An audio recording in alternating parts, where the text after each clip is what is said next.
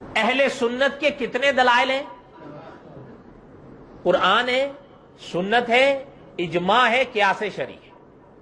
اب سنیے گا، اگر میں ایک مسئلہ پیش کرتا ہوں اور میں ساتھ کہتا ہوں کہ بھائی میں یہ 4 دلائل مانتا ہوں، اصول کے تحت بقول مولانا اشرف علی تھانوی رحمت اللہ علیہ، اصول کے تحت مجھے یہ حق حاصل ہوگا کہ میں اپنی اس بات پر، اپنے اس دعوے پر ان 4 دلائل میں سے کوئی دلیل پیش کروں، چاروں میں سے پیش کر دوں، یا چاہوں تو چاروں میں سے کوئی ایک پیش کر دوں، میری بات پوری ہو جائے۔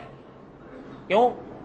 جب میں کہہ رہا ہوں کہ میں 4 دلائل مانتا ہوں تو سامنے والے کو یہ حق ہے کہ اگر اس کو کوئی اشکال ہے، کوئی شبہ ہے، کوئی سوال ہے، تو وہ یہ کہے مولانا آپ نے یہ بات کہی ہے، اس کی دلیل کیا ہے؟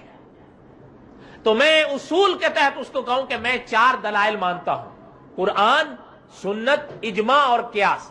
اب مجھے حق حاصل ہے کہ میں اپنی اس بات کی دلیل کے جواب میں، اس کے سوال کے جواب میں قرآن سے دلیل بیان کر دوں، احادیث سے بیان کر دوں، اجماع سے بیان کر دوں، یا قیاس شرعی سے بیان کر دوں، چاروں سے بیان کر دوں یا چاروں میں سے کسی ایک سے بیان کر دوں۔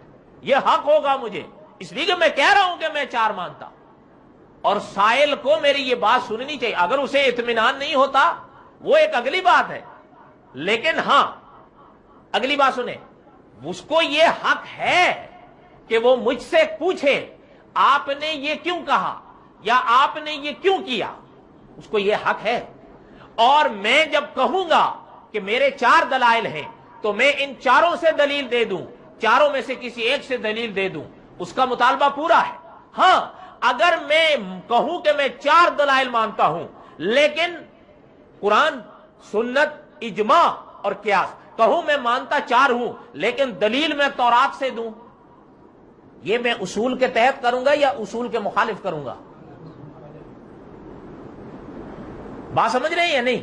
میں کہوں کہ میں جو دعویٰ کروں، جو بات کروں، سامنے والے کو حق ہے وہ مجھ سے کہے اس کی دلیل دے، اور میں کہوں میں 4 دلائل مانتا ہوں، میں چاروں سے بیان کر دوں، چاروں میں سے کسی ایک کے بیان کر دوں، اگر رہوں ان چاروں میں ہی تو اس کا مطالبہ میں نے اصول کے تحت پورا کر دیا۔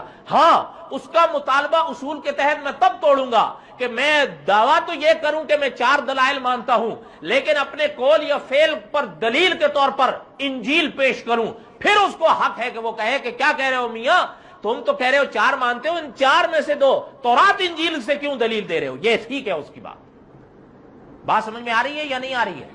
اگلی بات سنیں، اگر میں اپنے قول یا فعل پر دلیل ان 4 میں سے ایک سے یا چاروں سے دیتا ہوں لیکن وہ کہتا ہے، یا مثلا جب میں نے 4 میں سے کسی ایک اجماع سے دلیل دی، وہ کہے نہیں نہیں قرآن حدیث سے دو، اس کا اسے حق نہیں ہے،